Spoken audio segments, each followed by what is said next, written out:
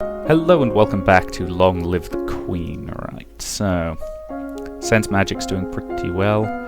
Probably ought to put some more into Resist Magic and Wield Magic, shouldn't we? But honestly, I think I want to max out Sense Magic, so you expand your magical perceptions to give you some idea of where a detected spell was cast from and how long ago. And you learn to detect the latent power that signifies a lumen, even when he or she is not actively working magic. Good, it's maxed out.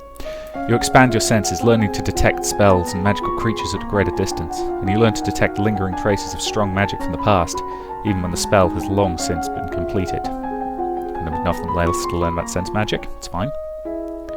Are you ready for the grand ball? All of the nobles in the domain are here to see you, to see their queen. You finish dressing and descend the stairs to make a grand entrance.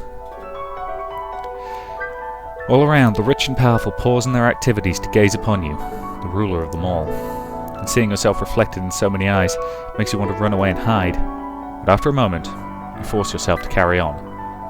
But you're sure they've all seen you hesitate. Your father waits for you at the bottom of the stairs and offers you his arm. The first dance is for us.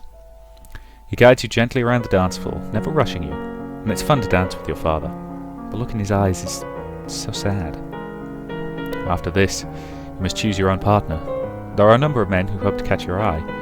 The Duke of Kigal alone has brought 3 eligible sons, all near your age. And you look around the room at all the possible partners, which is to say everyone. No one may begin dancing until you do, so you can pick whomever you want and you will not be denied. Okay. For a laugh, let's pick someone scandalous. You don't want everyone assuming that whoever you pick as your pick first is your intended marriage partner, so why not make your first choice as ridiculous as possible? With that in mind, you approach the Duchess of Ursel. You admit to yourself that you are hoping such an outrageous act would cause her to lose some of her composure, but she remains unruffled, and at least the chorus of shocked whispers around you as you take your place on the floor is gratifying. Dancing with a real partner feels quite different from dancing with your father. You knew him, knew his steps like a part of you. Now every move is a mystery, and unfortunately you lose track of the steps which you're supposed to and when, and you trip over your own feet. Oops. Between the dances, there is time for guests to mingle, chat, sample tiny bits of exquisite food. And during a lull in the music, Banian, the Duke of Marie, taps an elegant fingernail against a wine glass, letting the clear note ring throughout the room. If I may have your attention, I believe we should offer our compliments to our lovely hostess. Her words of wisdom guide us through our difficulties. And everyone applauds politely. As the gala continues, you take the opportunity to observe nobles that you rarely see. There's Gwendolen, for instance, the young lady of Sudbury, only months older than you and due to finally inherit control of her duchy soon. Or Adele, the young daughter of the Duchess of Lilia, and a fierce sportswoman. She was a few years ahead of you at school, and the absolute terror of the ball fields. No Bryony, though. She had said that her parents were leaving her stuck at school this season. Her parents are here, dancing together, the Duke Consort clutching his Duchess possessively tight. Strange that there's no sign of your cousins, though. Shouldn't they be here?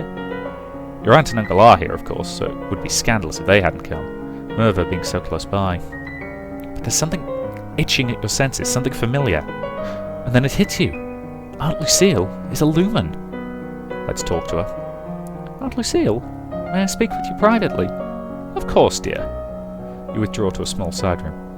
I can sense your powers. You're a lumen. What? I am too. That's how I know. Can't you sense that? No, I can't. She looks down, shaking her head. I do have a lumen crystal. I found it years ago. It called to me, but I don't know anything about magic. I can make the crystal appear and disappear. I can block out sound with it, that's all. I don't think that's true at all. There are traces of old magic around it, too faint to make sense of it, but strong. Why keep it hidden? It's not illegal to be a lumen. Magic is dangerous, everyone knows that. People might think I was an evil witch, they wouldn't trust me. Look at how much trouble the Duchess of Ursel has. Please, your highness, don't tell anyone. Let's offer a court position, I think. What I think I should tell everyone is that you are my new lumen minister. What? Lumens have power, and if you train with me, you'll become even stronger. I want that strength here, to defend the capital. You'll have status and recognition, and no one will dare call you a witch. What do you say? I accept. Good! It's nice to be able to enjoy time with friends and family, isn't it? Okay, so now we can pull everything down with a little bit of attending court. I say, because you don't really want to max stuff out, because there's no benefit. You don't want to be maxing anything in the mood bar out, because there's absolutely no benefit to it. You know, you want to keep everything nice and neutral, so, nice and near the middle, so you can switch between them as you need.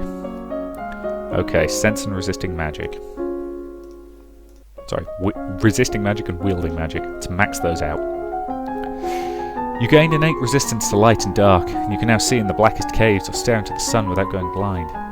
And you learn consciously project a magical shield around your body, blocking intrusion. A powerful technique, but you can't keep it up for long. You gain increased resistance against heat and cold, becoming comfortable in different weather and environments, and able to sip hot soup without burning your tongue. By concentrating, you can create a wave of discontent which panics and enrages animals in the area, and you learn to create a blade of solid light which you can wield like a sword to slice through flesh and stone alike. You wander downstairs to visit your father and talk about the latest events in the domain, and you're moving with such enthusiasm that you don't realise your father is not alone until it's too late to avoid him and his companion. You're too kind, Jocelyn. Countess Sirin, not a member of your circles. She's a bit more than a decade your senior, far too old to have been your friend. And yet, not at all old as noble women go. She has 2 minor titles, no husband, and your father's arm in her grasp. Oh, how dare she make a move on your father? Okay, let's shame her with silent scorn. You meet her eyes and imagine your mother's disapproving presence behind you, and she notices your stare, but only smiles at you ever so sweetly. Darling Elodie, I hope you have been well. Fine. Perhaps we'll be seeing more of each other in the future. And she waves a little and exits. Once she's gone, you raise an eyebrow to your father. Oh, don't give me that look, young lady. She's a nice woman, nothing more. She wants something more, and it's not going to happen anytime soon. You should be careful how you deal with people like Sirin. You need the goodwill of your nobles as well as your commons. There haven't been any problems so far. Many dark looks were aimed your way at the gala. As queen, you must be aware of everything around you. I am paying attention to what's around me. Yeah, no you're not, but that's because I haven't trained you in court intrigue, which I probably ought to do, to be honest, once I finish maxing out your magic abilities. Okay.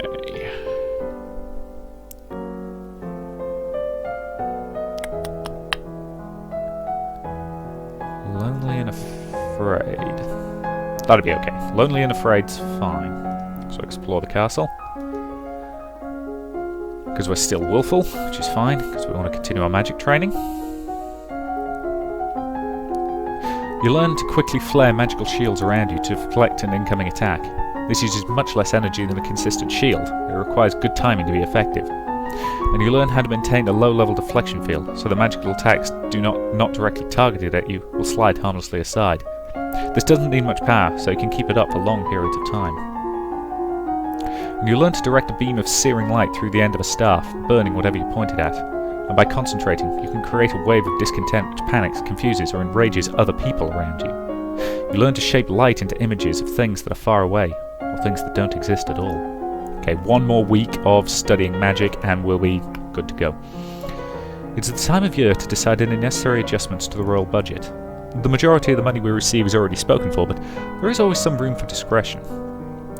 Based on the records and notes of current expenditures, if you maintain the current rate of tax, you'll still have 5,119 gold lassie and 56 silver Tallahassee available for special projects.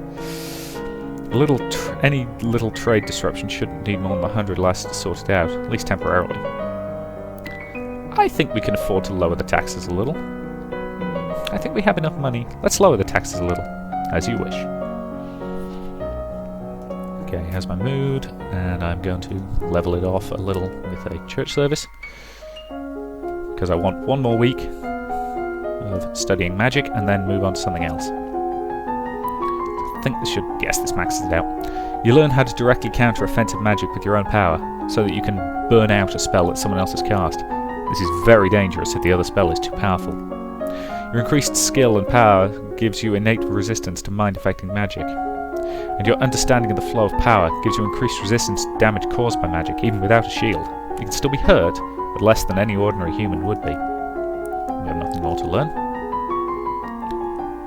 Excellent. You learn to create a powerful explosion of light, burning those caught within and blinding others who look at it. And you can learn how to make use of images to wield at other powers at greater distance. Excellent, so we're now maxed out. You are requested to stand in judgment. A man has been convicted of murder by strangling his wife. He does not deny the act, but requests a pardon that he might be set free. If you admit you killed your wife, why do you think I'm going to set you free? Save me, Your Majesty. It wasn't my fault. Demons made me do it. Everyone knows the power of magical beasties. They used me. They twisted my fingers into chains. And my wife found me screaming and she tried to shake me and the chains wrapped around her. I need the priestesses to bless me and make me clean again. Demons? This man is a lumen. Where did he get a crystal? Question him about the crystal. It was a demon's magic that killed your wife, not your own magic. So, you know what I am? And he throws out his hands and his fingertips elongate into floating strings of gold. Die! Golden chains slash at you like whips. With so much warning, of course, it's easy for you to resist. His attack bounces harmlessly from your shields, and the chains fly back in his direction, where they find an easier target. And before your eyes, the renegade lumen is choked to death by his own powers. After a moment, an orange crystal materializes next to his body. I guess I'll have to take that for safekeeping. Let's talk to Julia about it. Psst! I need to talk to you. What is it? That priestess, Celine. She's a lumen. I can sense it. I know. What do you mean you know? If you knew that, why didn't you tell me? You didn't need to know. Look, your job is managing the domain. Some of us have other duties. Our missions have been passed down for centuries, little princess. We are here to train you. You don't need to know any more than that. Let's let it go. Right. Okay, what am I currently? Currently angry. Which does give me a few boosts. Well, bonus to weapons and military, which is not useful at the moment. Because I don't know, I'm not building this version of Elodie to be useful at that. Start the conversation skills? I don't know.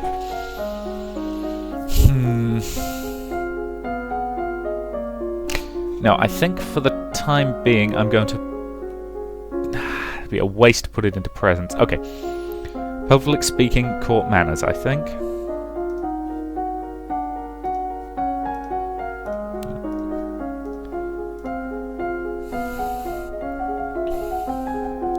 You practice tongue-twisting sequences of syllables to improve your enunciation. I probably should do that, to be honest.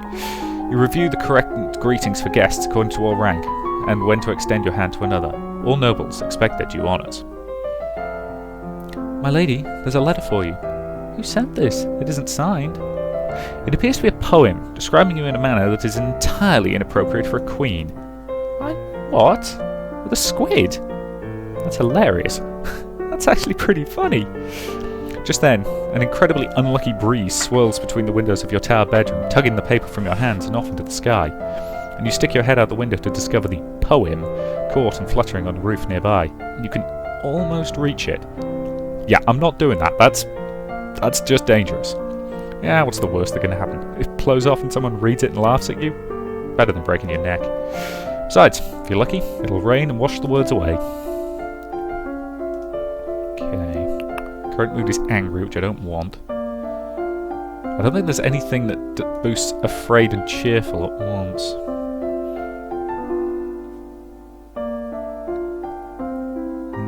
Yeah, lonely and cheerful.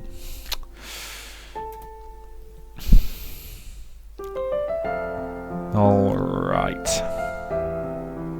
Lonely and cheerful. Still classed as angry though, but that's a reasonable point to end this part, so thank you very much for watching, and I'll see you in the next.